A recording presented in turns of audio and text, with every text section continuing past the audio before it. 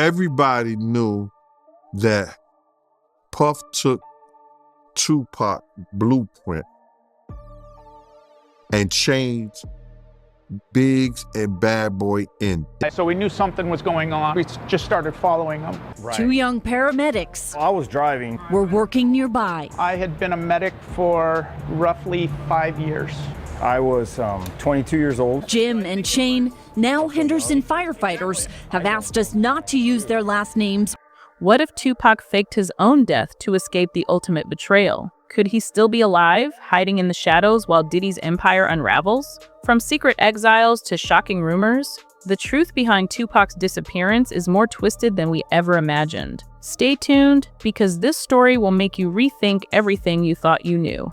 It all began with a whisper in the industry. Puff Daddy, the king of hip-hop, allegedly put $1 million bounty on Tupac's head. For years, this rumor floated around, dismissed by many as just another conspiracy theory. But what if it wasn't? In the aftermath of Tupac's controversial beef with Diddy and Bad Boy Records, the idea of a financial incentive to silence him didn't seem so far-fetched. It's said that Puff boasted on several occasions about paying someone to handle Tupac. But was it just talk, or was there more to this chilling story? Now, let's go back to the infamous night at the House of Blues. Tupac was alive and well, cruising around in a white drop-top Rolls-Royce. Suge Knight, always by his side, was in the red version. As they rolled up, Puff tried to speak to Pac. "Yo, what up, Pac?" he called out, but Tupac, without even a word, turned his head and ignored him. Yeah, what I'm talking about is that if Puff had said on a couple of records that he'll pay $1 million to, but he was just talking to people randomly. So now everybody said that, and Tupac was alive at the time. Tupac was in a white drop-top Rolls-Royce. Suge was in a red one. We rose up to Pac. Puff tried to speak to Pac. He like, "Yo, what up, Pac?" Pac looked at him and turned. At one point, they were even rumored to have been discussing a possible deal for Pac to sign with Bad Boy. But with the tension between them, was this more than just a missed conversation? Was this an indicator of something darker? The $1 million bounty wasn't just a rumor. It was a chilling possibility, one that continues to cast a shadow over the events leading up to Tupac's death. And as Diddy's empire begins to crumble, that possibility suddenly feels a lot more real. As Tupac's story continues to captivate the world, Diddy's once unshakable empire is unraveling. What seemed like an untouchable force in hip-hop, built on luxury, power, and billion-dollar branding, is now exposed for its darker side. Federal indictments, explosive court filings, and the whispers of shady dealings have turned Diddy from mogul to suspect, casting a long shadow over the very empire he built. It's almost poetic. Puff and Pac was cool at one time.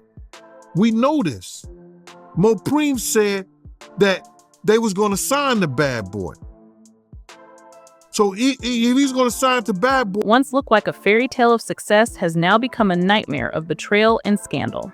But here's the twist. Was Diddy ever truly in control? Some insiders, those who've seen the inner workings of Bad Boy, suggest that what we've seen on the outside was just a facade. Behind the glamorous appearances, there may have been someone else pulling the strings, someone who manipulated not just the music industry, but the fate of Tupac Shakur. In fact, some believe Diddy may have been played in his own game, a game where the stakes were far higher than anyone realized. What if, in his attempt to silence his rival, Diddy actually played right into Tupac's hands, never realizing that the person he thought he'd defeated had outsmarted him entirely? Pac was the first one on the scene wearing Versace shirts. He went and got the same Versace shirts Pac had. Which, all right, some dudes would do that. You'll never catch me wearing. Diddy faces mounting legal pressure. One thing is clear. Tupac's mysterious death might not have been the end of their story. If anything, it may have been the beginning of a far more complicated tale. Just when you thought the Tupac story couldn't get any more bizarre, a former insider named Gene Deal drops a revelation so staggering it turns everything we know upside down. Gene Deal, once Diddy's trusted bodyguard, was right there in the heart of the chaos, witnessing the behind-the-scenes drama no one ever talks about. Unlike most, he wasn't just a bystander. He was an insider, moving through armored SUVs and penthouse suites, rubbing shoulders with the most powerful figures in the industry. But what Deal has revealed is nothing short of shocking. Tupac wasn't the naive hothead the media made him out to be. He wasn't a man walking blindly into danger. He was playing a deeper game. According to Deal, Tupac knew the hit on his life was coming. Been outplayed in his own game. That's with who? So you believe Diddy, he only got with Sarah Chapman because Pac, he had her at one point. And it was a bet in the office. Sarah was messing with an NBA basketball player. Puff bet all of them believe that he could get it within 2 weeks. $100. So she actually was a $100 bet that he got. And who was the NBA? That picture, Diddy gloating in private, believing he held the crown unchallenged. The bounty on his head had skyrocketed, and instead of waiting to be cornered, Tupac made a bold move. He staged his own death. It wasn't just a move for the spotlight, it was a survival strategy. Tupac's Machiavelli persona wasn't just for the music, it was the key to his escape. And here's the kicker. Even Diddy, the man who allegedly ordered the hit, was fooled. Picture this, Diddy, sitting comfortably in boardrooms, basking in his empire's success, completely unaware that his greatest rival had not only dodged the bullet, but had outsmarted him entirely. While Diddy thought he had pulled off the perfect crime, Tupac had already slipped through his fingers, vanishing into the unknown. Gene Deal's testimony doesn't just reveal the truth about Tupac's supposed death. It paints Diddy as someone who was outplayed in a game he thought he was winning. Tupac didn't just escape death, he outwitted everyone who thought they could take him down. As the mystery surrounding Tupac's death deepens, one of the most unsettling theories to emerge is that the man who was supposedly killed in Las Vegas wasn't Tupac at all. Instead, it's been suggested that a body double was used to stage his death, with the real Tupac slipping away unnoticed. But what evidence supports this wild theory? Let's start with the autopsy report.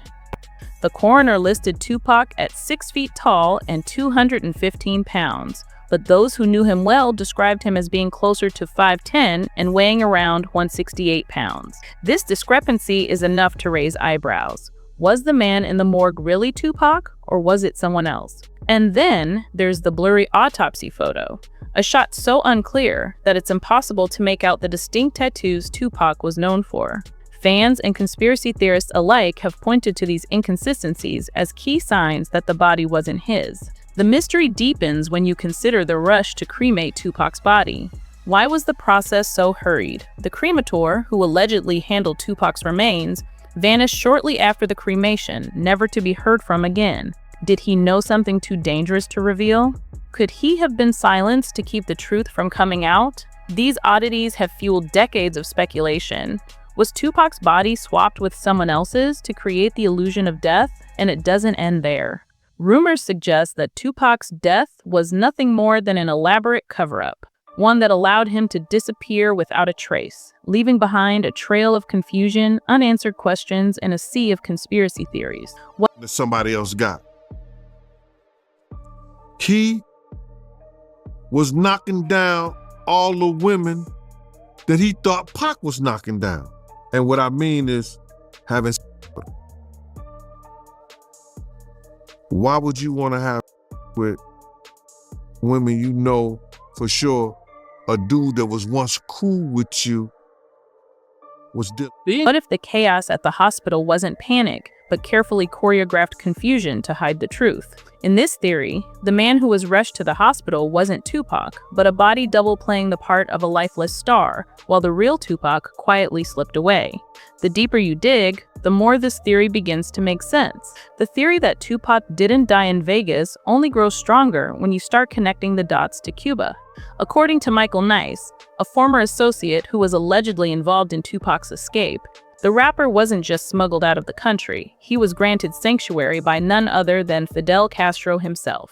Nice claimed that after the Las Vegas shooting, Tupac didn't lie in a hospital bed fighting for his life. Instead, he was whisked away in secret, with the help of the Black Panthers, first to Barbados and eventually to Cuba, where he could live in exile, free from the threat of death. The timeline, according to Nice, was tight but deliberate. Tupac, surrounded by operatives, flew out of the U.S. on a private jet, co-piloting the plane himself, as if stepping into a new life. Imagine the scene, the jet cutting through the night skies, Tupac now free from the chains of the violent world that tried to consume him. Upon landing in Barbados, he was transferred to Cuba, where he would live under the radar, protected by those with the means and the will to shield him from the public eye. And sightings. They haven't stopped. Locals in Havana have whispered about a man who looks strikingly like Tupac walking through the streets, wearing a bandana, sunglasses, and a new, fuller beard. Could it really be him? The resemblance is uncanny, but the skeptics brush it off. Still, the rumors persist, with some convinced that the real Tupac has been hiding in Cuba all these years, while the world mourned the loss of a man who was very much alive. This theory not only suggests that Tupac escaped to Cuba, but it also raises the possibility that the Cuban government played a role in his disappearance. Fidel Castro, a figure known for defying USS authority, might have offered Tupac a place of refuge in exchange for his silence, creating a quiet, secure life for the artist-turned-activist, far away from the chaos of the hip-hop world. Was this the ultimate act of resistance? A former revolutionary son finding sanctuary in a country that stood against the powers that be. The Cuban connection adds an entirely new layer to the Tupac mystery, one that suggests the rapper's escape was not just about survival, but about making a stand. Imagine living in exile for decades, away from everything you once knew. No spotlight, no fans, no fame. For Tupac, a man who thrived on the energy of the crowd and the fire of the stage, this would have been nothing short of a punishment. The idea of exile is often romanticized, but for someone like Tupac, it could have been a soul-crushing existence. Isolated, disconnected, and forced into invisibility, every day would feel like a slow erosion of the man he once was. Exile doesn't just change the circumstances around you, it changes who you are. Psychologists often describe long-term isolation as a form of rebirth, where the person who leaves is never the same as the one who returns. Tupac was always a symbol of defiance, rebellion, and survival. But what happens when those qualities are pushed to their extreme? When survival isn't about standing up to the system, but about quietly hiding from it? Years of silence could have sharpened his instincts in ways we can't even imagine. The brash, outspoken artist who once took on the world might have evolved into someone darker, more paranoid, and more distrustful. His art, once filled with messages of hope and revolution, could have become tainted with cynicism and self-preservation. The longer he stayed hidden, the more he may have transformed from the fiery poet of the 90s into a figure shaped by the shadows, someone who watched the world move on without him, waiting for the right moment to return. And yet, the idea of Tupac still being alive, even in the quietest corners of the world, only adds to his mystique. His exile may have been the ultimate survival strategy, but it also cost him the one thing he loved the most: connection. Exile is a cage, but it's also a choice Tupac made to live, to outsmart his enemies, and perhaps to rewrite his own fate. But after so many years, one question lingers: would he even want to come back? Or would he remain a ghost, quietly watching from the shadows, waiting for the right time to re-emerge and claim the world he left behind? As Diddy's empire crumbles, so too does the carefully crafted image of the man who was once the face of success and power in hip-hop. Behind the glitz, the glamour, and the platinum records, whispers have always suggested there's more to Diddy than meets the eye. In fact, many believe that beneath his charm and ambition, he may have been the mastermind behind some of the darkest moments in hip-hop history, including the alleged plot to take out Tupac. But what if Diddy wasn't just the orchestrator of the hit on Tupac? What if he was a pawn in a much bigger game? There's a fascinating theory that Diddy's own obsession with control and power drove him to betray the very man he once considered a friend. One key moment that fuels this theory is the infamous bet involving Sarah Chapman, a woman both Tupac and Diddy were romantically linked to. According to some sources, Diddy made a 100 bet with his crew that he could steal Sarah away from Pac in just 2 weeks. It was petty, it was personal, and it was one of the many signs of Diddy's ruthless drive to dominate everything around him. But that's just the surface. Underneath the bravado, some insiders claim that Diddy's obsession with Tupac was far darker. According to John Deal, the former bodyguard Diddy was so fixated on Tupac's success and influence that he became convinced that eliminating him would solidify his own reign. It was a business move masked as a rivalry, but the price of that ambition was far higher than anyone realized. Diddy, for all his bravado, was no stranger to shady dealings, and this time, the stakes were personal. As we dive deeper into the web of secrets surrounding Tupac's alleged death, one question keeps resurfacing. Was Tupac's disappearance the result of a carefully orchestrated conspiracy? Could the entire Las Vegas shooting have been a staged act, designed to divert attention while Tupac escaped to safety? The more you examine the details, the more the theory gains weight. The idea of a grand conspiracy is further supported by the eerie clues scattered throughout Tupac's life and music. His Machiavelli persona, with its cryptic message, "Exit Tupac, enter Machiavelli," was never just a character or a gimmick, it was a blueprint for survival. Tupac was no stranger to the concept of deception. In fact, many believe he studied Machiavelli's writings on power and survival, using them as a strategy to escape the very fate that had been planned for him. His infamous album, The Don Illuminati, The 7-Day Theory, isn't just a record, it's a coded map of his disappearance. The title, with its eerie subtitle, The 7-Day Theory, might have been a chilling premonition, signaling his planned exit from the public eye. And then there's the strange inconsistencies surrounding the night of the shooting. Was Tupac's death truly a botched hit, or was it the culmination of a much larger plan? Some theorists suggest that the chaos surrounding the shooting wasn't just random, it was choreographed, a staged performance meant to mislead the public. The rushed cremation of Tupac's body, the blurred autopsy photos, and the mysterious disappearance of the coroner who handled his remains, all of these could point to something far more sinister than a simple murder. What if the hit wasn't a hit at all, but part of an elaborate cover-up, as the why designed to hide the truth? Years go by, the mystery surrounding Tupac's disappearance only grows more intriguing. The whispers, the sightings, and the strange coincidences have kept his name alive. But what if the most shocking part of this story isn't the fact that he's still alive, but that he's waiting for the right moment to return? Imagine for a moment that Tupac has been quietly watching the world evolve, biding his time, preparing for the perfect moment to step back into the spotlight and blow the lid off everything. The world has changed since Tupac supposedly died in 1996. The East Coast-West Coast feud has become history. Diddy's empire is crumbling, and the music industry has seen a complete transformation. But what if Tupac is aware of all of this, watching from the shadows, waiting for the moment when his return would hit hardest? The idea that Tupac could re-emerge at this moment, with all the chaos surrounding Diddy and his empire, is enough to send shockwaves through the entire entertainment world. His comeback wouldn't just be a personal triumph, it would be a cultural reset, an event that would rewrite the entire narrative of hip-hop, power, and betrayal. Theories about Tupac's return suggest he's been planning his grand re-entry, and some even believe that he's been sitting on a vault of unreleased material, evidence, and written accounts that could expose the darkest secrets of the industry. Imagine the firestorm that would erupt if Tupac dropped a bombshell of unreleased footage, a confession, or documents that linked Diddy and other moguls to his supposed death. The world would be forced to confront the truth, and the people who thought they had silenced him would have to reckon with the consequences. As the years have passed, the mystery of Tupac Shakur's fate has only grown deeper, with more questions than answers. From body doubles and secret exiles to whispers of a grand return, the idea that Tupac might still be alive, watching from the shadows, is more than just a theory. It's a possibility that challenges everything we thought we knew about his life, his death, and the empire built around him.